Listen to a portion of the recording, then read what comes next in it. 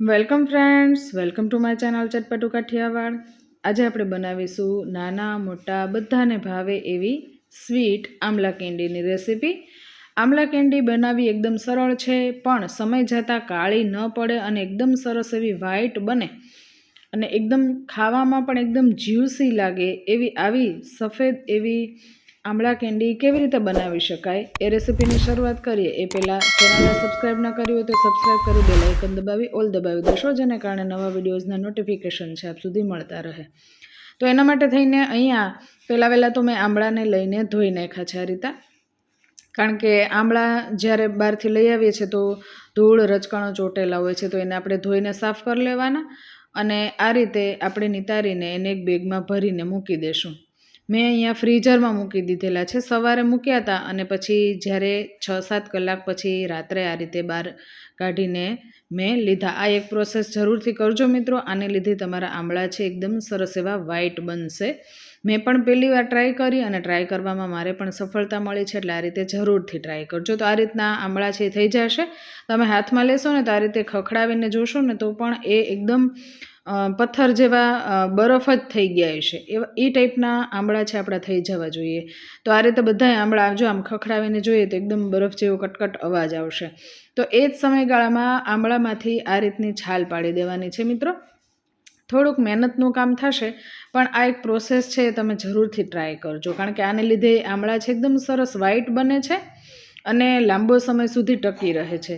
તો આ માટે થઈને આ રીતે એની છાલ આ રીતે પાડી લેવાની છે અને છાલ પાડ્યા પછી પણ આમળાનો ટેસ્ટ પણ આખો અલગ ચેન્જ થઈ જાય છે, કારણ કે એમાં જે છાલમાં રહેલી તુરાશ છે એ છાલની સાથે નીકળી જાય છે અને જ્યુસી આમળાનો જે ટેસ્ટ છે એમાં ને એમાં રહે છે, એટલે બહુ સરસ લાગે છે। તમે એકવાર જરૂરથી ટ્રાય કરજો।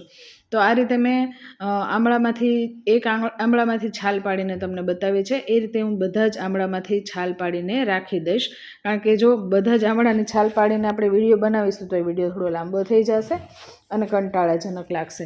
તો અહીંયા આપણે બધા જ આમળાની છાલ છે એ પાડીને રેડી રાખી દીધેલી છે।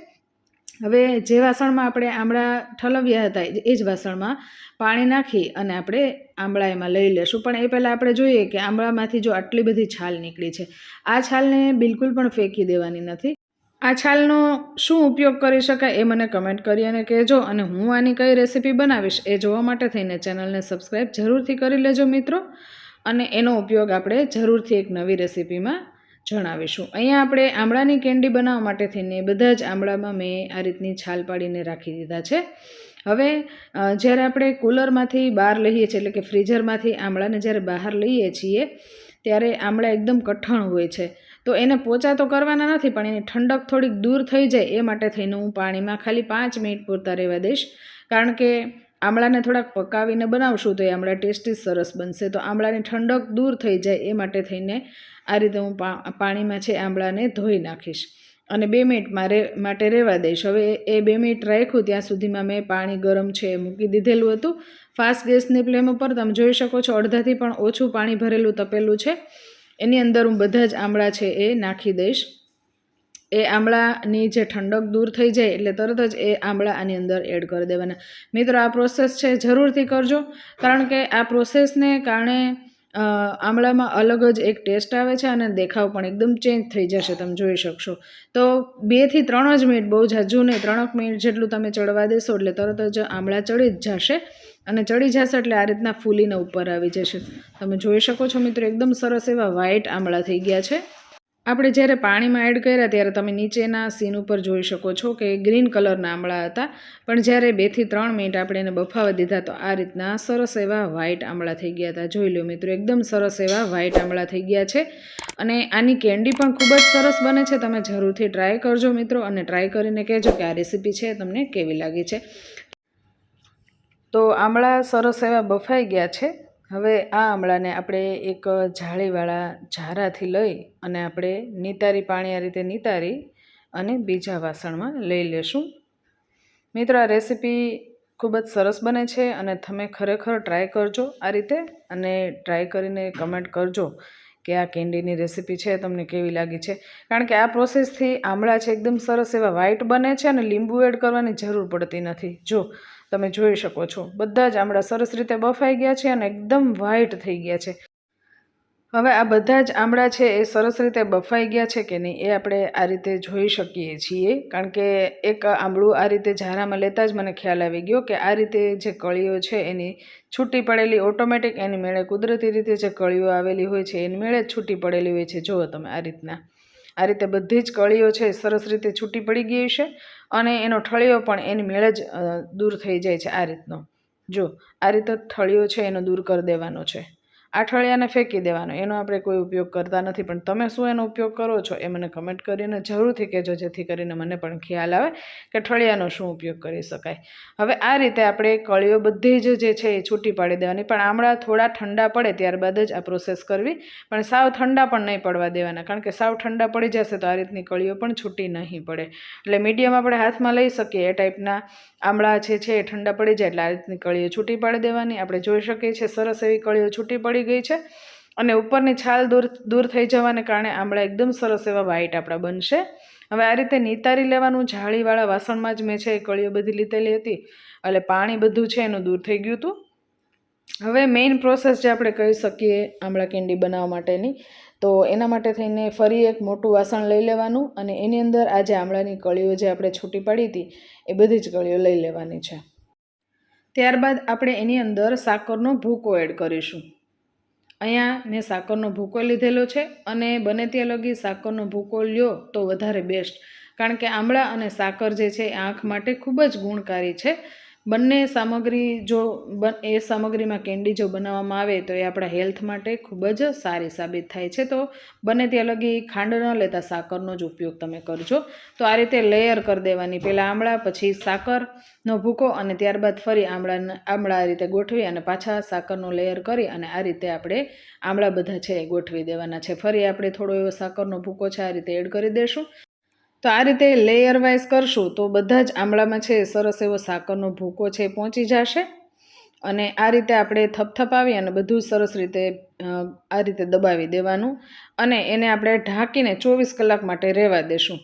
આ રીતે કરીને એને હલાવવાનું નથી. આ રીતે ભલે સાકરનો ભૂકો છે ફરતી કોર છાંટેલો છે, બધું જ પાણી છે આમળામાં પહોંચી જ જશે, ચિંતા બિલકુલ કરવાની નહીં.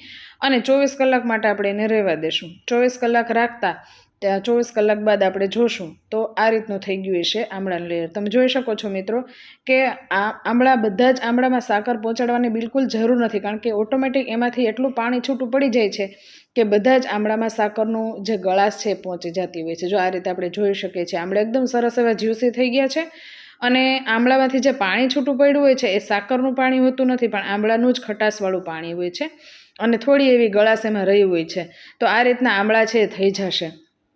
એકદમ વ્હાઈટ એવા સરસ આમળા થઈ ગયા છે. આ રીતના પ્રોસેસ કરશો તો મિત્રો તમારી આમળાની કેન્ડી છે બિલકુલ પણ ચીકણી નહીં થાય અને એકદમ સરસ એવો કળિયું જે છે બધી એનાથી એકબીજાથી છૂટી રહેશે, જરાય પણ ચોટશે નહીં. એટલે આ પ્રોસેસ તમને કેવી લાગે છે મિત્રો કમેન્ટ કરીને જરૂરથી કહેજો. અને આ રીતે તમે આમળાની કેન્ડી બનાવો છો કે નહીં એ પણ મને કમેન્ટ કરી અને કહેજો કે આ રેસીપી તમને કેવી લાગી છે. હવે અહીંયા આપણે જોઈ શકીએ છીએ જ્યુસી આમળા આપણા રેડી થઈ ગયા છે અને જે ચાસણી છૂટી પડી છે, ચાસણી તો ન કહી શકાય પણ આમળાનું જે પાણી છૂટું પડ્યું છે એ બધું જ પાણીને આપણે આ રીતે નિતારી લેવાનું છે. 3 થી 4 દિવસ લગી તડકામાં એને બિલકુલ પણ રાખવાની જરૂર નથી. ઘણા બહેનો 4 દિવસ સુધી આમળાને જે આ રીતે છે એ ચાસણીમાં રાખતા હોય છે, જેને કારણે આમળા છે એ ચીકણા થઈ જતા હોય છે. તો એ ચીકણા ન થાય એ માટે થઈને ખાલી 24 કલાક જ તમારે છે આ રીતે સાકરમાં રાખવાના અને 24 કલાક બાદ તમે જોઈ શકો છો એનું પાણી જે છૂટું પડી જાય ને એટલે એને આ રીતે નિતારી લેવાના. અને બધા જ આમળા તમે જોઈ શકો છો કે જે રીતે આપણે પાણી નિતારી અને હું જે આ વાસણમાં લઈ રહી છું પાણી નીતરી જાય એવા વાસણમાં, જાળીવાળા વાસણમાં જ લેવાના, જેને કારણે પાણી બધું નીતરી જાય વધારાનું હોય એ પણ.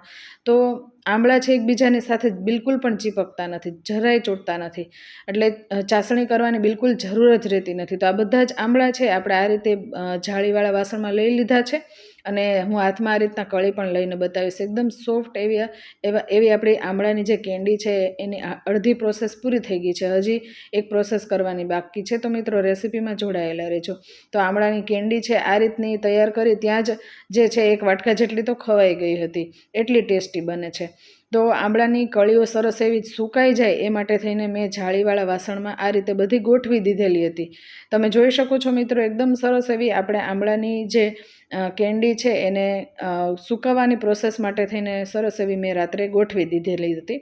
હવે બીજે દિવસે સવારે જ્યારે તડકો આવ્યો ત્યારે તડકામાં આખો દિવસ મેં એને સૂકવી રાખ્યું હતું. પણ જ્યારે તમે આ રીતે તડકામાં સૂકવો ત્યારે જો તમારે ધૂળના રજકણો ઉડતો હોય એવો વિસ્તાર હોય તો તમારે એની માથે છે ચૂંદડી ઢાંકીને રાખવાની. જો અહીં તમે જોઈ શકો છો આ પ્લેટમાંથી અડધા આંબળાની કેન્ડી તો ખવાઈ ગઈ છે.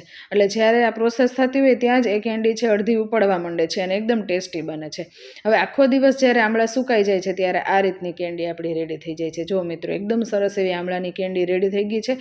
બહુ ખખડે એવી સુકાવા દેવાની નહીં, નકર આંબળાની કેન્ડી છે ચીવડ થશે.